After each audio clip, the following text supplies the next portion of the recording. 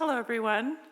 I'm Lydia Malamed Johnson. I'm the Executive Director of the Photography Show and APAD. Welcome to the 45th edition of the Photography Show. We're here in the fabulous Tiffany Room at the Park Avenue Armory, and I'm thrilled to welcome you today. This panel, Bridge to Asia, Asian Photography and Global Circulation, is a conversation that brings together scholars and curators to explore how photographers from East Asia have been gaining new global visibility, and we hope help map the networks reshaping how East Asian photography enters and transforms the global photographic landscape.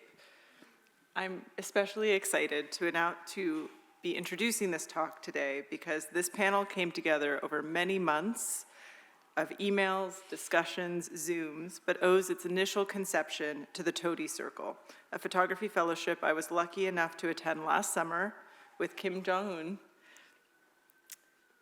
and the director of the Reference South Korea and T3 Photo Fair Tokyo, one of our amazing panelists today.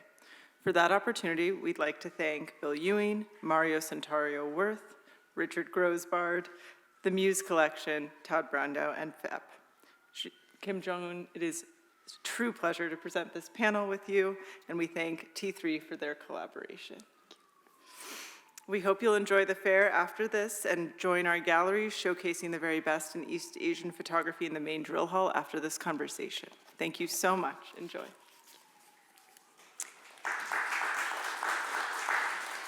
So welcome, everyone. I'm delighted to be here today moderating this discussion, which is, we believe, the first in APAD's 45-year history devoted to Asian photography, sort of writ large, very broadly. My name is Maggie Mustard, and I am the Assistant Curator of Photography at the New York Public Library. And it's my pleasure to introduce our two presenters today. Jeong Eun Kim is a Seoul-based cultural strategist and platform founder working in the field of photography and contemporary art. She founded The Reference in 2018, a cultural platform dedicated to exhibitions, research, and artist books, bringing together artists, curators, and institutions across Asia. She currently serves as the fair director of T3 Photo Asia in Tokyo, an emerging platform linking photography festivals, art fairs, and cultural institutions in the region. Her work focuses on expanding the visibility of Asian photography and building bridges between Asian photographic communities and the global art world. Kim is also collaborating with international art professionals as strategic partners Asia, supporting the development of exhibitions and institutional partnerships across the region. Jeehey Kim is a writer, researcher, and curator specializing in the history of visual culture in East Asia. She's an associate professor in the art history program at the University of Arizona. Kim received her doctorate from the Graduate Center of the University of New York, and later served as a postdoctoral fellow at the University of Chicago. In 2023, she published Photography and Korea, the first comprehensive history of Korean photography in English. She's currently working on 2 book projects, one on funerary portraiture in East Asia, which sounds amazing, and another on photographic networks within the Japanese Empire. So our 2 speakers today will discuss different perspectives on the question of Asian photography's visibility within global systems of knowledge production, market presence, and institutional circulation. Jeehey will speak first through an examination of institutional histories of Asian photography, exploring what have been the academic and museum and/or gallery spaces that created different forms of visibility for Asian photography on or approaching a global scale, and what lessons can be learned from these historical instances. Following this, Jeong Eun will approach the topic through a different frame, one of infrastructure. That is, what have been the various professional and creative circulatory platforms that have buttressed or supported Asian photography's global visibility, and how can we work to improve upon them in the future? And I myself come from an academic training that is primarily focused in Japanese photography, so my own understanding of today's topic is really colored by my own sense of these historical moments in which Japanese photography specifically has gained some inroads in terms of global recognition. But I think that often, or that sort of reveals in and of itself one of the key factors for today's discussion, which is that the institutional approach has largely been really delineated by region historically. And sort of seen really broadly as like these discrete national outputs. And I think that's fine in theory, and in some ways it's very necessary in practice, but I also think it's ended up creating this kind of internal hierarchy within the history of East Asian photography. And that is to say that there's like global visibility exists in these sort of starts and stops. So it's Japan is really well seen, or Chinese photography, and then now even more recently South Korean, just as an example. So I think it also reveals that these institutional presentations are sort of clustered together in these very specific moments of Western or global interest, but that they don't necessarily lead to a more cohesive or a more durational integration of Asian photography within these sort of global networks. So I will hand it over to our wonderful presenters, but as a way to sort of look forward to the Q&A session, which I hope we have lots of time for later, I'd like to plant just a few sort of preemptive questions for us to think about as a group. I'd like us to consider how we might define what global visibility is, right? What it looks like, what are the different forms that it can take? And then also to think about what does visibility afford or provide for the practitioners and the artists, and also for the scholars and the consumers of Asian photography, but what challenges might also come with visibility along the way. And with that, I will hand it over to Jeehey. Thank you so much. Okay, thank you for inviting me to share my passion for trans-Asian photography and its history. So I'd be delighted to discuss Korean photography in a global context, not only to highlight connections across regions, but also to raise awareness that the history of photography remains incomplete without understanding photographic practices from many parts of the world. Because not working. Because the slide doesn't move. Okay. And then, okay. There we go. Because I'm a historian, so I'd like to begin with older photographs, especially images that can deceptively calm, even peaceful. So what appears to be a peaceful scene, a boat on a river, actually reveals that the history of photography often intersects with violence and the forced opening of countries. This photograph was taken by Felice Beato, an Italian-British photographer known for documenting the Indian Mutiny and the Second Opium War. Beato had been living in Japan since 1863, and he later accompanied the US expedition to Korea in 1871. The US Navy hired him to record the war scenes in May and June of 1871 when the US invaded parts of the western coastline of the peninsula with the 5 warships departing from Nagasaki, Japan. For me, the most striking feature is how the image itself remains ambiguous. The boat looks somehow Asian, but it is difficult to determine whether it's specifically Korean boat. Even without knowing the precise location, the photograph prompts us to ask, how do we contextualize images that were made in and of places that were not familiar to the eyes of the viewers who did not share the culture and history of those places? This ambiguity is not only about geography, it is also about authorship and historical framing. The photograph raises another question. Is this image about Korea in any meaningful sense? Or is it best understood as part of US visual history of Asia? In other words, when the photographer travels with or works for an expedition, whose story is the image ultimately serving? The question becomes even more complicated when we try to define photography history through a single nation state. For example, this photograph is in the collection of the Boston Museum of Fine Arts. The interpretive issue is not only what is photographed, but also who is behind the camera, whether the photographer should be classified according to nationality, and whether national categories help us interpret the photograph, or in some cases narrow our understanding. The image is known to be among the earliest photographs of King Gojong, so it carries symbolic weight.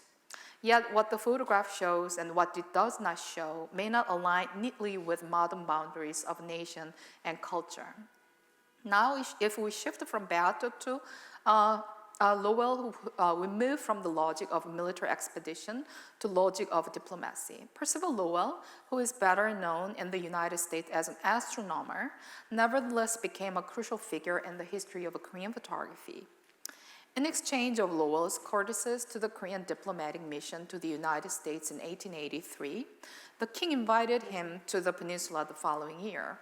During Lowell's 4-month stay, he photographed King Gojong and his successor, King Sunjong.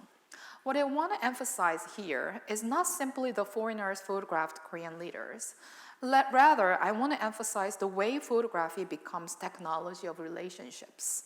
Relationships built through international travel, translation, gift exchange, and formal contact.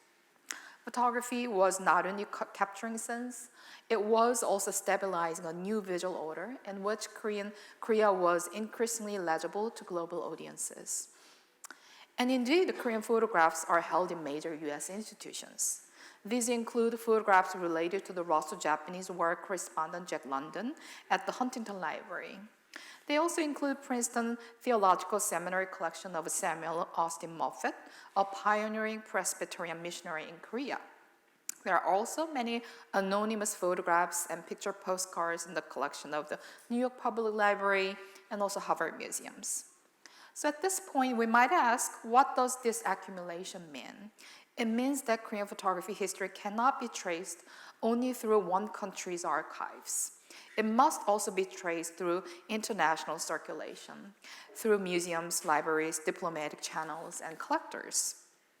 Now, I would like to jump forward to the 1950s, not because the past repeats itself, but because the logic of ambiguity continues. In the 1950s, foreign photographers often entered Korea with different missions and different visual agenda than those of the 19th century. Yet, the interpretive problem remains. Photographs made in Asia can be framed as universal images, even when their production was deeply shaped by geopolitical context. So you're looking at a photograph of a young boy with his eyes closed. I wonder if any of you recognize the photographer. Dorothea Lange, who is often considered the canonical photographer of the Farm Security Administration in the 1930s. She visited Korea in 1958 to accompany her husband, Paul Taylor, an economist. Taylor had been offered a consulting position in Asia by the Agency for International Development. They traveled through several Asian countries, including Japan and Vietnam, while staying in Korea for 8 weeks. During this visit, Lange's attention was drawn not only to landscapes that outsiders might describe exotic, but also to poverty and to orphans, figures whose suffering was made visible for audiences far from Korea. Lange later reminisced about the pain she felt while visiting an orphanage. She also found that Koreans were hostile toward Afro-American Korean children. This detail matters because it shows that photographic encounter was not neutral.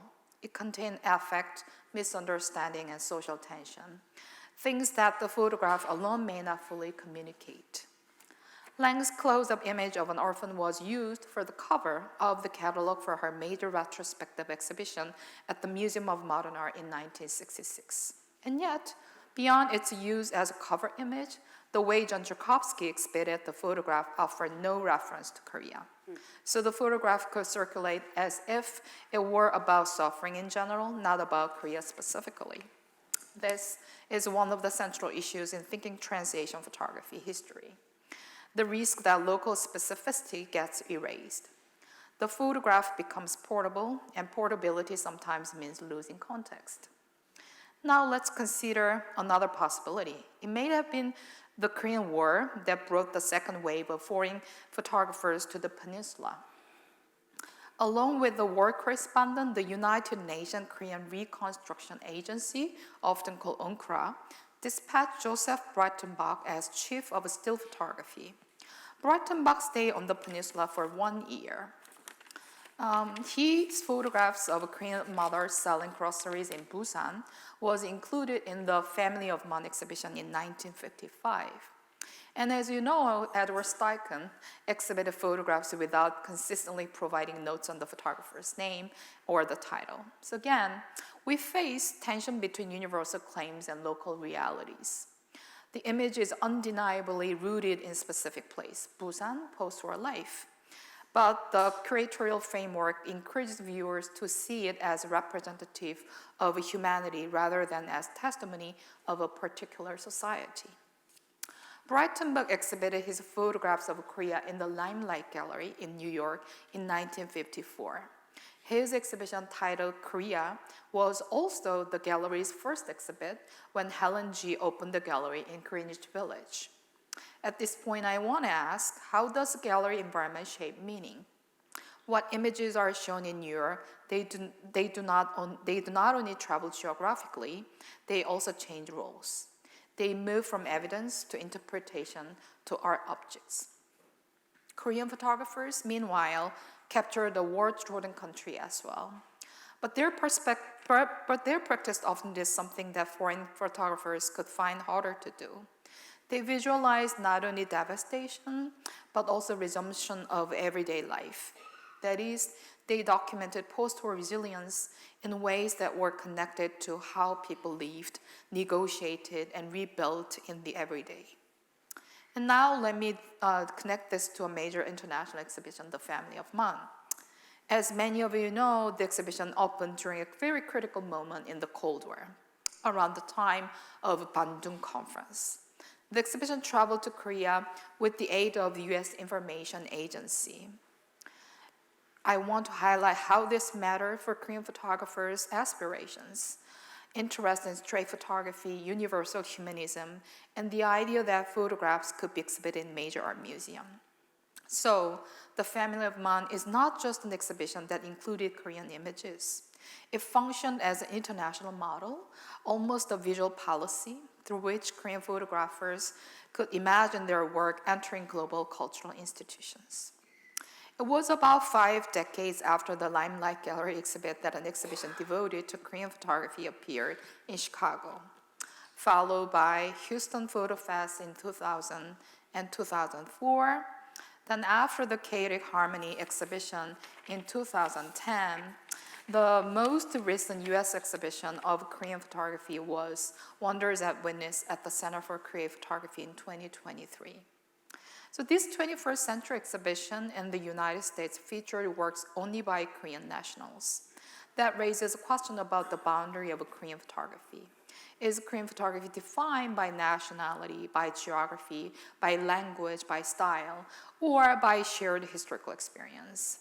And even if we focus on nationality, the subjects of photographs might be non-Korean. So where exactly does the boundary lie?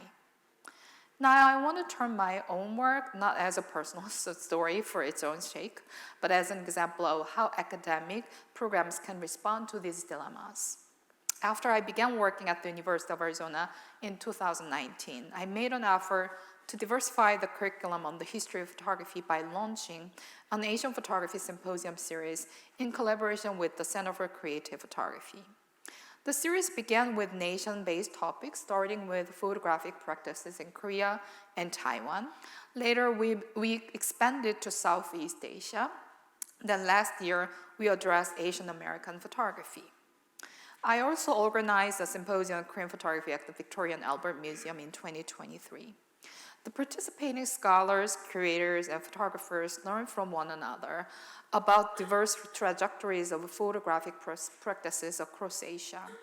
And a key shared conclusion was that we need to address the shared history of photography, not just national histories and not just Korean as an example, but Korea as part of a complex trans-Asia network.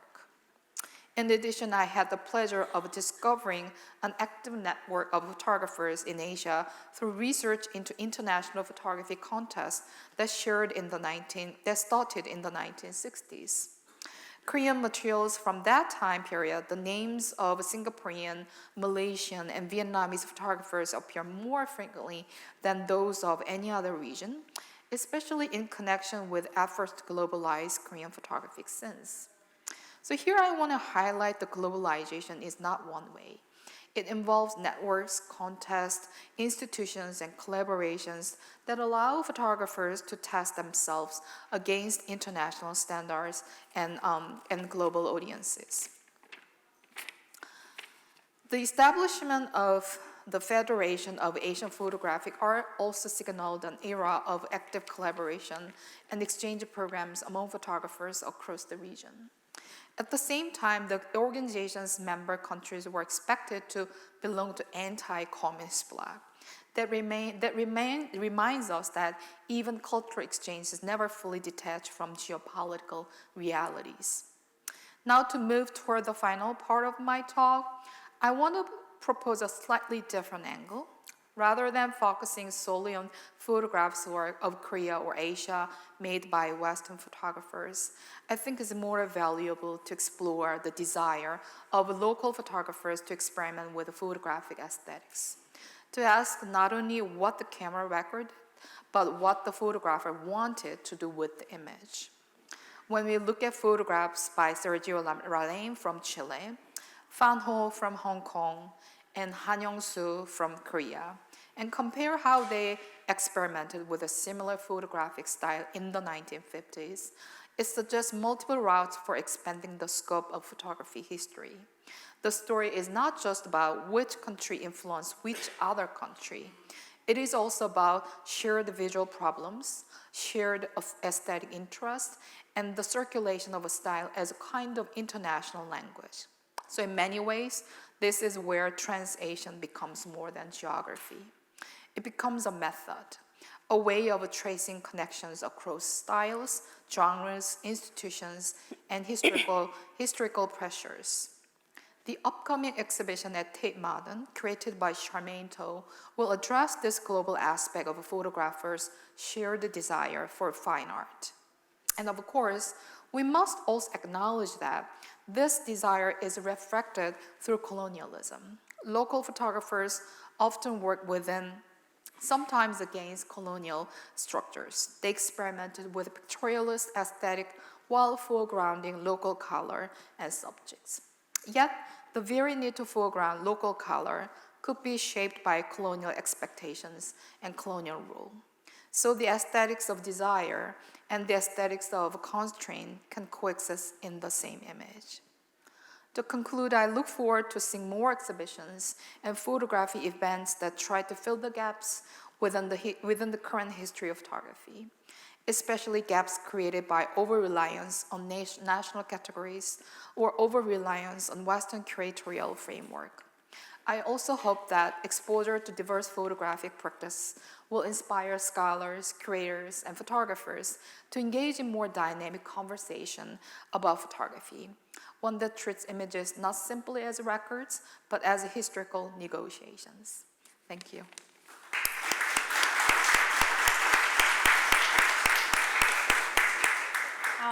Thank you, Maggie, first, and thank you, Jeehey. It was wonderful to have you both here to talk about Asian photography in global circulation. I'm Jeong Eun. I'm director of the History for Asia. I'm just going to tell you my story. I hope we have the time to have a question from the audience later. So, but first, have you ever curious, how did a Korean woman, end up as director of Japanese photographic, art fair? Obviously, the fair is based in Tokyo, and I'm Korean, and in the Asian world, art world, when a fair or institution looks outside director, they typically look the West, they look for the curators from the Europe or to United States, but not to Korean women, working out of Seoul.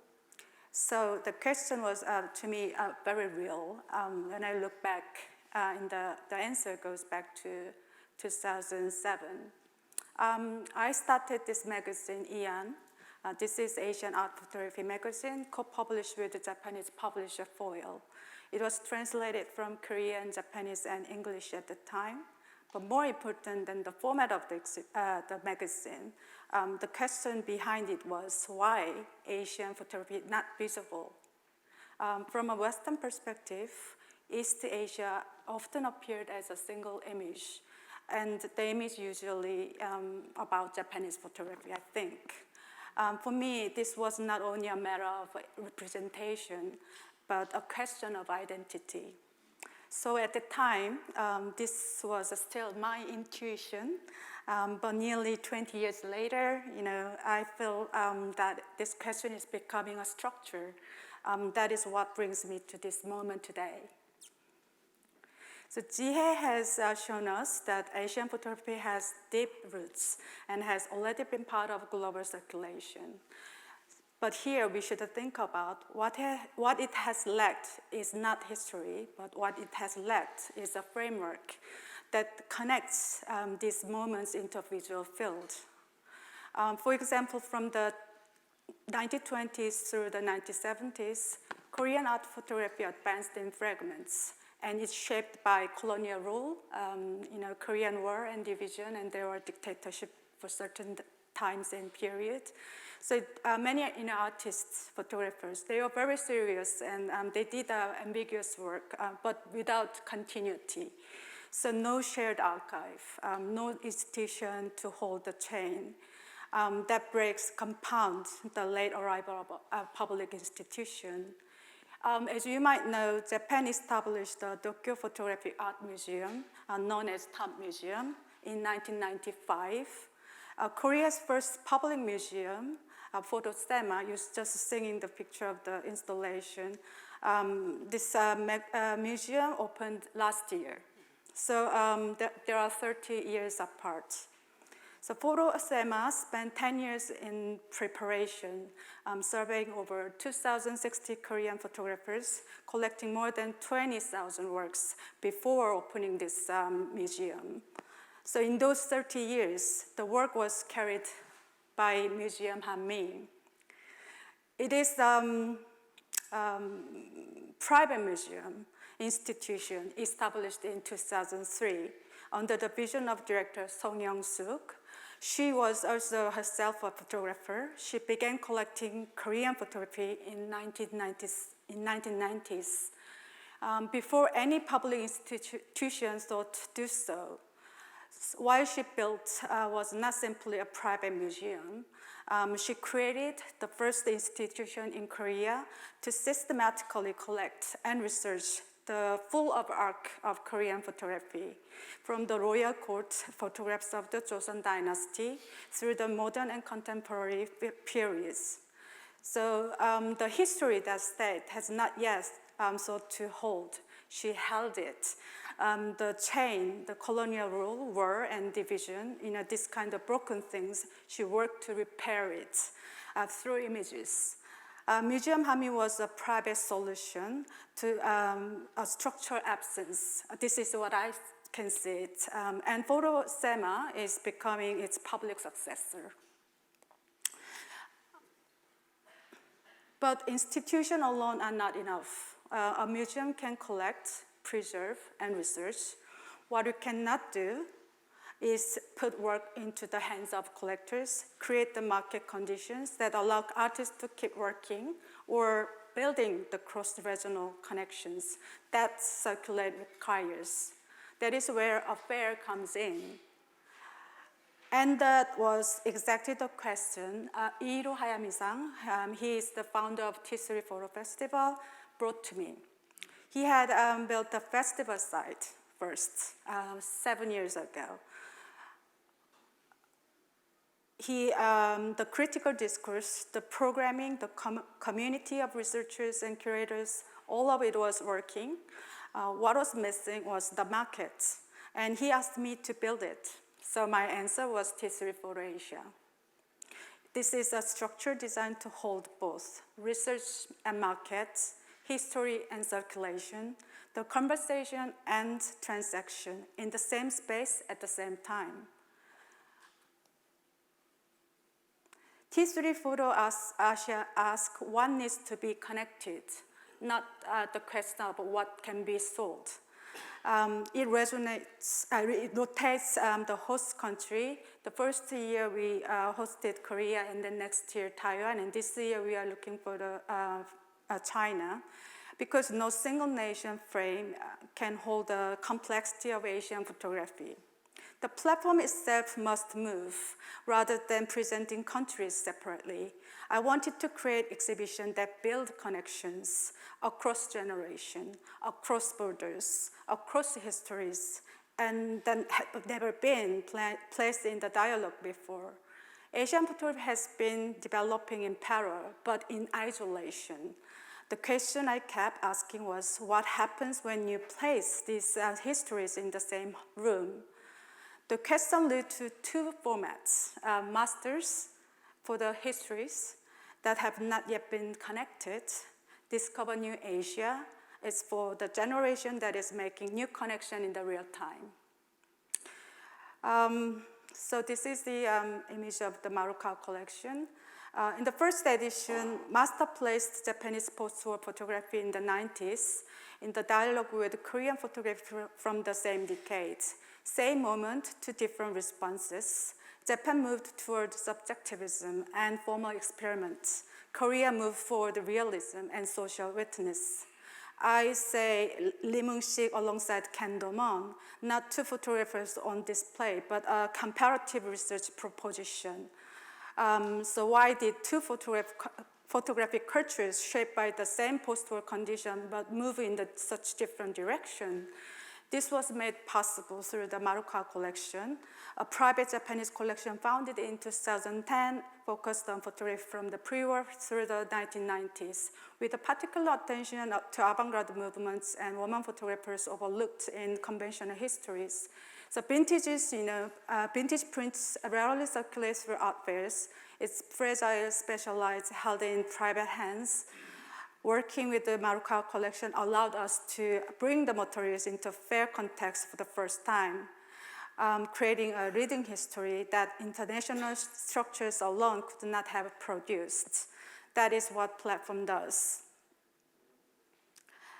It doesn't just show what already circulates, it creates a new condition of circulation. So in fact, it was a collaboration with T3 that promoted the Maruka collection to launch its own website, making its holding visible to the world for the first time. For Master Plus, we turned to recapture, asking the same question across the different aspects, not geography, but time. Lee practiced documentary rooted in thoughts and abstraction, deeply influenced by Robert Frank, mentored by Jeong Eun Kim, one of Korea's most important, significant photographers. He does not photograph that is in front of him. His photograph what moves behind.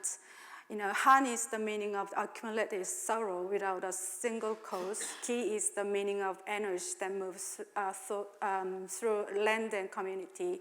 Uri means we, the collective memory that connects past and present. So his camera is closer to measure such things. This is where he meets Thomas Chaumet, same move from the different expression. So Thomas Chaumet arrived at external rupture, the bomb in occupation. Lee arrived from the inside, same thread hole but different history. I'm gonna just skip a little bit to shorten my presentation. So. We brought the researchers, scholars, into the fair to discuss this pairing directly, academic conversation and market conversation in the same room on the same day. The next exhibition, I'm telling you, this is Discover New Asia. It is actually looking forward, the future and the present. For this generation, photography is not simply a medium for capturing the world. It is a tool, borrowed, redirected, staged, in the service of an idea, a concept, an intention. The image does not come first, the thinking does. Oh Yeon-jin from Korea, Han Wang from Vietnam, Jeong Eun from Taiwan, and Nozomi Suzuki from Japan. But the common thing is all born in a world where images were always already online. always already circulating, always already out of the hands. Oyeonjin's work in the darkroom using analog printing techniques to design the relationship between parameters that make up an image. She doesn't capture reality. She constructs new illusion from it. Jeong Eun presents social media icons, follower counters, like buttons, platform logos directly onto skin as temporary tattoos. The body becomes a screen. The screen becomes a body. Her work asks what it means to wear the internet on your own flesh, to carry the economy of attention as a second skin. So all four share the condition, but I want to focus on two whose work makes it most visible. Nozomi Suzuki from Japan. Suzuki has demolished windows, old mirrors, surfaces that have observed light for decades to make visible the memories embedded in objects. Photography here is not documentation, it is philosophical act, a way of asking that light remembers long after the moment has passed. Hai Nguyen from Vietnam, based in Germany. She was the winner of the 2024 Forum Ho Forward. It was the first from the Southeast Asia in the awards 18 years history. Her project as Asia Bistro, made in rice, uses food as a medium through which Asian identity is flattened in the Western imagination. She borrows the language of still life, of commercial imagery, and turns it against itself. The photography is a trap. You recognize it, and then you don't. Suzuki asks what light remembers, and Hoang asks what image does. When no one is watching, both prove the same point. Photography is not about capturing a moment anymore. It is about using an image to make an argument. This is the Asian argument, I can say, and it noted an Asian platform to hold it. So nearly 20 years ago, I asked why Asian photography is not visible. The answer was never about photography. It was about infrastructure. The researcher has been building. It's now coming through Arizona at the University of Arizona and VNA and Tate Modern. I hope it's going to be more there and here. And the platform has been building at T3. For a long time, framework work was missing. That is changing, and you, the collectors, the galleries, the curators in this room, you are part of the change too. So with that, I want to leave you with one more thought. I don't think photography faces a crisis of technology today. I think it faces crisis of philosophy. The question is not what tools we use. The question is how we think about light. Photography, at its origin, it is a drawing made with light. The sensation of presence and absence, what is revealed and what remains in shadow. When Western photography begins to reflect Asian photography, perhaps something shifts. Perhaps it is like sunlight reflected in the moon. The same light, seen from a different position, casting a different kind of illumination. Not something new arriving, but a different angle of the same light. One that has always been there, waiting for the condition, what would make it visible. So, thank you.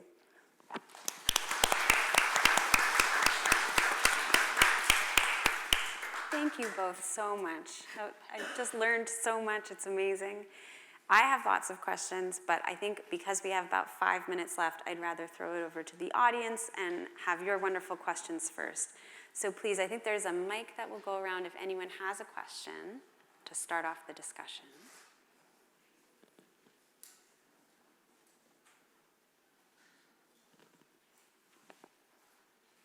No? You do? Okay, wonderful.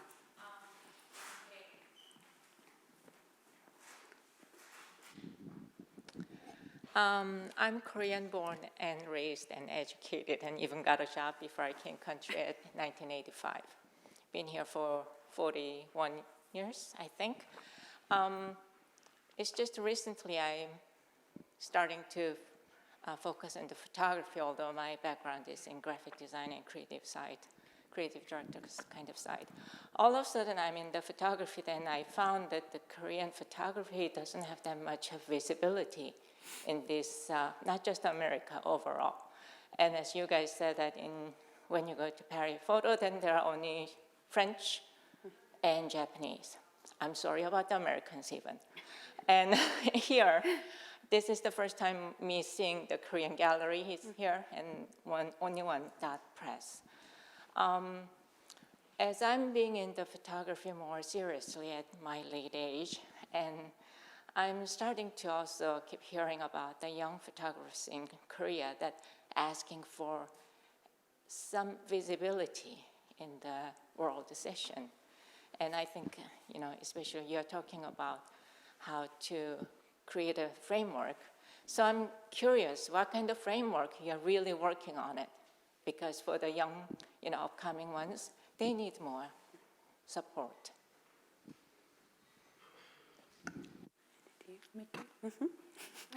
If you want. I don't know. It's not easy to actually answer. I mean, I don't have a clue how the solution would be, but this is the kind of my initial kind of footage to start, making a conversation. But not many Koreans actually have tried because they gave up immediately. And that's why I kind of got an idea to put things together, like comparison between, Tomato Chomel to Ligaptur or Domongkan to Limungsik. Some photographers live in the same period, but never been appearing in the history, on photography history. So I'm kind of trying to just take their name out, to see there are more. But I'm not saying it's not only Korean photography. It's about us, the Taiwanese, Chinese. We all lived in the same period at that time, but some reasons, the history made things too difficult to say, and now it's the time, new generation coming. So we have to kind of break that wall to really being connected. That's how I do through the fair and festival at the time. I think it also brings up this question, or brings up the question I raised at the beginning too, which is how are you defining visibility? Because there's lots of different ways I think that photography and the work of young photographers can be made visible. And is it enough? I don't think it's enough, but is it enough for there to be visibility in a sort of professional market-based space like a fair? But I think, or is it enough if there's a couple shows a year, right, at various institutions across Europe, America, and other continents? Is that enough? Does that qualify as visibility? I think that the idea is that we're looking for, or we're, I think, pushing for a sense of kind of, it's not just one or the other, right? But it is a more cohesive kind of integration across all these all these different important structures that hold up how photography circulates, if that makes sense, Yeah. And translation concept is important, I think. For me, as a historian, I'm teaching history of photography in college, 1920s and 30s, mostly European photographer, surrealism and German avant-garde. But at the same time, I always highlight this is incomplete. There are so many different photographic practice in different parts of the world that we are learning very, very marginalized local history of photography from Germany and France. Yes. Roger, you had a question. Hi. Hi. I'm Richard Grossbart. I just want to acknowledge Jeong Eun Kim has brought the Hanmi team here to New York these last few days. She brought a knowledge of the Korean photography to the Morgan Library, to the Metropolitan Museum. And with that knowledge, we seem to have a new synergy to bring an awareness of Korean photography to some major museums here. And at the same time, Jeong Eun Kim brought in Mr. Director Lee here, who is at Ghana Arts, and anybody who's interested in Korean photography should make a point after this show to take a walk over to the Ghana Arts to get an idea of the photographs that we're talking about and to actually see them live. I just wanted to add that. Thank you. Thank you. Thank you. Hi, I'm Mike Yamashita. I'm a photographer with National Geographic, and I've done 30 stories approximately for the Geographic, all on Asia topics, and it is very clear to me how underrepresented Asian photographers, as well as all photographers of color, there are in, for example, I'm not sure if you know the anthology, 1,000 Photographs You Must See in Your Lifetime. And if you go through those 1,000 photographs, you'll only find 25 photographers from Asia or of color in general. And total underrepresentation. I'm very happy that you people are working to get the work out and show work from Asia, from Korea or whatever your source is. But certainly the Geographic has published more pictures on Asia than any other magazine. And anyway, I am very appreciative, but very cognizant of the fact that photography from Asia is totally underrepresented, and hopefully that'll change in the years to come. Yeah, I think you're pointing out, I know we're at time, but I think you're pointing out it's not surprising. Of course, it's disappointing, but it's also not surprising that the dynamics that produce that center and periphery relationship, whether it's colonialism, racism, sexism, all of those things, those are very deep, and they have existed for a very long time, and unfortunately, the changes don't happen overnight. But the goal is, I think, through small but persistent infrastructure-based changes, like we're talking about, like making young students aware that the history they're learning in their classroom, it's an important history to learn, but it's also always incomplete, right? And to teach them the skills, that this is how you go and help fill in those gaps. This is how you create support for young artists that's more cohesive and less about here's the center and here's the periphery. I think all of that will, of course, hopefully bring more change. Yeah, and I think I hope you come to Korea more often and do some more research. Yeah. You know, we need more researchers to come and see what we have, and it's also the other way around too. So I'm gonna do it too. That's why I'm here, and Jeehey is here. She actually came from Hong Kong to do this talk today. You know, she arrived last night, and I'm so able to, you know, showing that passion, you know, to talk more together. So thank you. Thanks. We are unfortunately at time, but thank you both so much. Thank you, APAD, and thank you all for coming.